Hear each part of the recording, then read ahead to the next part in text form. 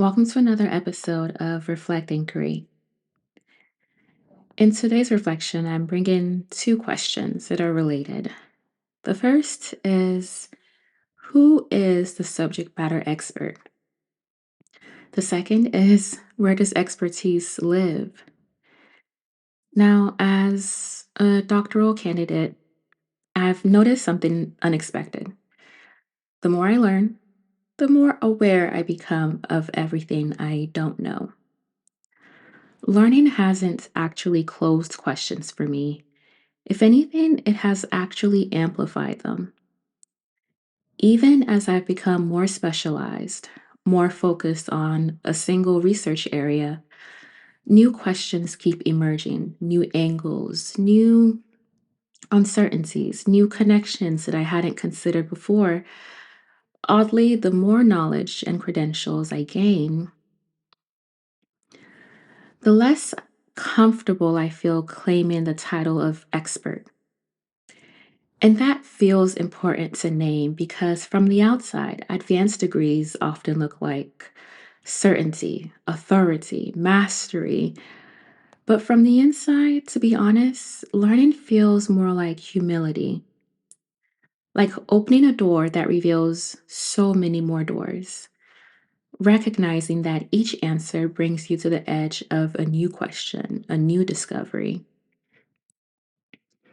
It feels like realizing how partial any one perspective is, how limited a single data set can be, and how dependent knowledge is on context, on population, on time, on place, on experience.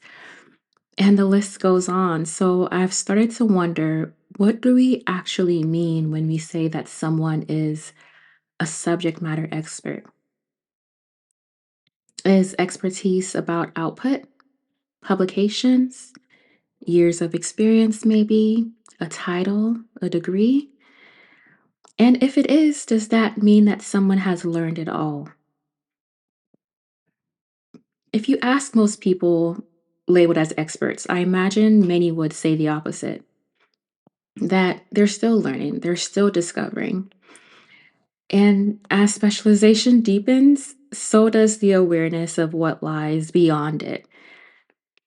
And maybe that's the paradox. The more deeply we know one thing, the more clearly we see how much we don't know around it. And that's why I've started to question whether expertise truly lives in individuals at all. Maybe subject matter expertise doesn't belong to a single person, a single discipline, a single institution, or a single way of knowing. Because even a single subject over time reveals its connections to other subjects. Maybe instead, expertise emerges in rooms and conversations and gatherings of people with different perspectives and experiences, different questions and opinions, different trainings, different ways of knowing. Maybe expertise isn't something that one single person owns, but something that actually forms between people.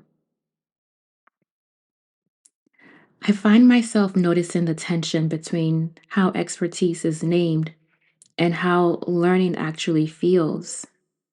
And so I'm left wondering, who is the subject matter expert?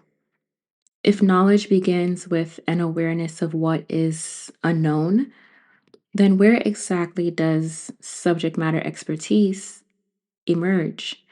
And what changes if we stop searching for certainty in individuals alone and maybe start listening for understanding in community, in gatherings? What more might we learn that way? So, where does expertise actually live?